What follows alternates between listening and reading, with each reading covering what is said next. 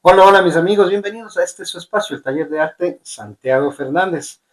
Y pues como siempre, tratando de motivarles a que sigamos en este maravilloso mundo de las artes y que entendamos de que, bueno, el mundo del arte es un campo muy serio, pero también tiene un proceso de divertimento, ¿no? Ese divertimento en el que uno va generando a partir de la creatividad todos aquellos momentos y aspectos que nos brinda la oportunidad de este modo de vida. Recordemos que el ser artista es un estilo o un modo de vida. Y es algo que ya está en nosotros, ¿no? Al desayunar, al almorzar, al dormir, al caminar, todo el tiempo estamos pensando en arte. Es algo que normalmente se dice en el argot del arte, ¿no? Es un gusanito que tenemos ya metido y que nadie nos puede quitar. Además, somos, creo yo, que bendecidos en ese sentido. De manera que, pues bueno, mis amigos, continuando en el tema de la academia, en este proceso tan bonito de trabajo, eh, contarles, ¿no es cierto?, que yo siempre he sido muy motivante, muy motivador a que trabajemos con esto que todos, la gente que estamos en el mundo del arte, pues usamos, ¿no? Que son las bitácoras. Es el lugar en el que vamos depositando nuestras ideas, donde vamos generando nuestros apuntes, que no pretenden ser obras artísticas, ¿no? Sino meros juegos dinámicos, juegos que nos lleven a ciertos procesos, a mantener una idea, pero que luego se va a transformar, luego se va a generar. Por ejemplo, miren acá esta imagen, ¿no? Que está realizada con bolígrafo o con esfero, que, que yo normalmente hago con ese tipo de materiales, más allá del conocido grafito, porque ya no me permite estar pensando en borrar, sino que el ejercicio del error también es parte fundamental de la creación. Y entonces, a veces, en ciertos momentos, esos errores me permiten tener también ciertos resultados, me llevan a jugar con esa parte y resulta que empiezo a encontrar respuestas muy interesantes que antes no las había entendido o visto.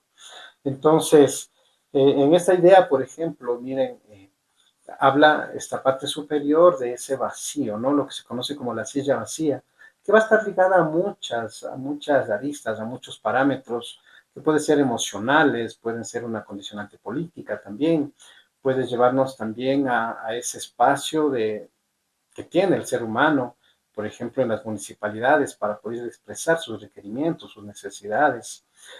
Y entonces todo el ser humano tiene ese derecho a esa silla vacía. Entonces en el arte también es importante, como símbolo, como ícono, como elemento o como una parte discursiva, ¿verdad? Y miren, un proceso de trabajo anterior también, esta de acá fue creado inicialmente con la intención de crear una estampa que luego fue generada ¿cómo es? En un trabajo de relieve y que participó en España. Pero miren, es sumamente interesante cómo uno va logrando acoplar las ideas, los elementos, el pensar en lo que será blanco, lo que será negro, lo que será gris, lo que será trabajo de textura o tramas, las partes que serán planas.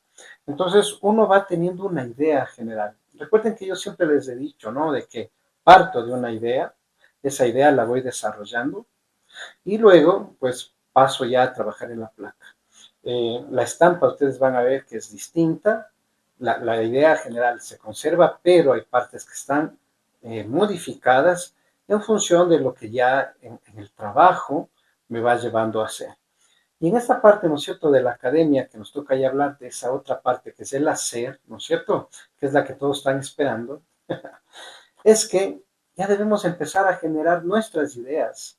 Yo les había dado opciones, ¿no? De trabajar con pasteles, sean grasos o secos, trabajar con lejía, utilizar palillos en vez de utilizar los elementos rutinarios del arte. Porque miren, la idea es que a veces nos limitamos en nuestro ejercicio artístico porque estamos pensando demasiado en tener elementos creados para el arte, cuando los podemos nosotros generar. Entonces nos da otra posibilidad distinta. Miren, por ejemplo, hablando del tema de la gráfica, no es lo mismo hacer un grabado con procesos totalmente tradicionales que generar una imagen con los procesos nuevos que existen ahora, ¿no es cierto? De la gráfica expandida, los procesos del grabado menos tóxico. La línea que obtenemos entre un proceso y otro no es igual. las dos tienen su propia naturaleza, su propia riqueza. Los efectos no son iguales, digamos, ¿sí? De los procesos, por ejemplo, de aguatintas, porque en el uno utilizamos ciertos elementos que en el otro los obviamos, pero nos da esas riquezas propias de cada proceso. Y es ahí donde uno tiene que explorar y explotar. Entonces, miren, esas posibilidades son las que no debemos dejar de lado. Lo que sí, que en el canal promulgo el tema de un taller sostenible, libre de tóxicos, que nos permita tener una mejor condición de salud. Recuerden que anteriormente en la historia los artistas al estar expuestos a estos espacios de condicionamientos, ¿no es cierto?, con el tema de plomo, con el tema de los ácidos, el no tener lugares ventilados, etcétera, etcétera, pues producía enfermedades pulmonares, de garganta, la parte de la laringe, etcétera. Hay que tratar de evitar ese tipo de condiciones ahora que ya tenemos nuevas alternativas, ¿sí? ¿Qué vamos a hacer entonces, mis amigos, ahora, ¿no es cierto? Hablando ya del proceso técnico, ya tienes la libertad ahora de reunir toda esa cantidad de información, toda esa cantidad de ideas que tienes, las imágenes de internet, las imágenes fotográficas, ya tienes tus bocetos, tus dibujos. Ahora mira, explaya todo en una gran mesa o en un piso, ¿sí? Y entonces vas a encontrarte con tu lienzo o vas a encontrarte con tu placa, sea metálica o sea tu taco de madera. Y lo que te invito es ahora a que empieces a utilizar las mejores partes de cada uno de estos elementos. ¿Qué suelo hacer yo, mis amigos? Suelo utilizar este tipo de material, ¿sí? Y empiezo a seleccionar previamente de todos esos dibujos, de todas las imágenes, cuáles siento que se conectan, ¿ya? Y entonces, digamos que me quedo con 4 imágenes de mis diseños, de mis dibujos, me quedo con 4 símbolos o imágenes fotográficas que me van a servir, las puedo imprimir, ¿sí? Me quedo con apuntes que hice en la bitácora, mientras conversaba, ¿se acuerdan? Cuando salíamos a conversar con la gente, pero recordemos que ya está toda la información en mí, yo ya tengo toda la información, ya que hice todo este proceso investigativo. Entonces voy a empezar ya a conectarme con la creación pura, ¿sí? Ya todo lo previo se realizó. Ahora ya es la creación pura en donde yo me voy a enfrentar como el creativo, como el artista, como el hacedor, como tú lo quieras llamar, a ese soporte. Recordemos que existe esta frase, ¿no? Del temor al lienzo en blanco. Ya no debes tener el temor porque ya tienes toda tu información. Ahora viene la parte que decía al principio del divertimento. Es decir, mira, a coger un grafito, una punta con tinta, yo suelo usar siempre la punta sacada en palito y tinta china y empiezo a dibujar directamente en el taco, en la placa de madera, ¿sí? ¿Y qué es lo que hago, mis queridos amigos? Que empiezo a ver estos elementos y empiezo a ir resolviendo con los elementos que considero que son importantes para mi creación artística, ¿sí? Todo esto se vuelve un espacio muy personal, muy personal. Soy yo el que debe sentirse complacido con la creación. No debo pensar en el mundo exterior, porque el arte es mío en este momento. Luego le voy a poner a disposición de la gente, pero ahora soy yo, ¿sí? Entonces empiezo a disfrutar de trazar. Pienso en el proceso de este dibujo, mientras lo voy construyendo, en qué partes luego voy a pensar la utilización del pastel, por ejemplo, porque me interesa esa textura, ¿sí? No es que voy a trazar con pastel, es que empiezo a pensar y a razonar en qué parte debo lograr esa textura, ¿sí? Recordemos que al momento de grabar voy a tener gubias, voy a tener el famoso Dremel, ¿no es cierto? Voy a poder utilizar, no sé si alguna vez ustedes han usado las sierras de mecánicos, ¿no es cierto? y le cortan en pedazos y luego les unen a algo que es un soporte para poder rasgar. Hay unas puntas redondas que venden en donde hacen relojería o en ferreterías, que algunos recorrer va dejando punteados. Utilizar lijas de diferentes grosores para ir presionando, ¿no? Y entonces, mientras voy generando la imagen, voy pensando en eso. ¿En dónde quiero que me queden texturas más suaves, más fuertes? ¿En dónde voy a ir utilizando gubias? ¿En dónde podré utilizar el Dremel? ¿Y qué tipo de movimiento voy a poder generar? ¿Para qué te converso esto, mi amigo? No pienses, como te dije en el video anterior, todavía en que estés haciendo ya una obra de arte. Lo que quiero es que juegues y que experimentes, pero que nos salgamos de la formalidad de la gubia solamente y de pensar en el proceso técnico demasiado eh, dirigido, ¿sí? Eso es maravilloso, hay que ser personas que tengamos dominio, que sepamos lo que hacemos, que conozcamos la cocina del arte, que seamos buenos grabadores. Sí, no estoy discutiendo eso, sino que quiero llevarles a un paso más allá, de ir encontrando otras maneras de obtener resultados que antes nunca los habías pensado. Entonces, juega en ese soporte, ¿sí? Con el dibujo, pensando en tramas, tratar de conseguir hacerlas de una forma en que antes no lo has hecho y que empiece a surgir algo que antes no lo tenías previsto, ¿cierto? Y entonces mira este juego de proceso en el que tú mismo no sabes qué es lo que va a pasar como resultado, te va a sorprender al momento en que vayas ya a pasar tu primera tinta, ¿cierto? Ahora miren, dentro de las recomendaciones que yo siempre hago previo a empezar a trabajar con gubias o con cualquier material con el que podamos herir, es que yo les recomiendo una vez hecho el dibujo, ¿sí? Si lo hiciste primero con grafito, lo hiciste directo con tinta, con el material que tú quieras, luego lo repases con tinta china, ¿sí? O tinta de India también, como es el nombre más correcto, ¿verdad? Y de ahí lo dejes secar unos minutos.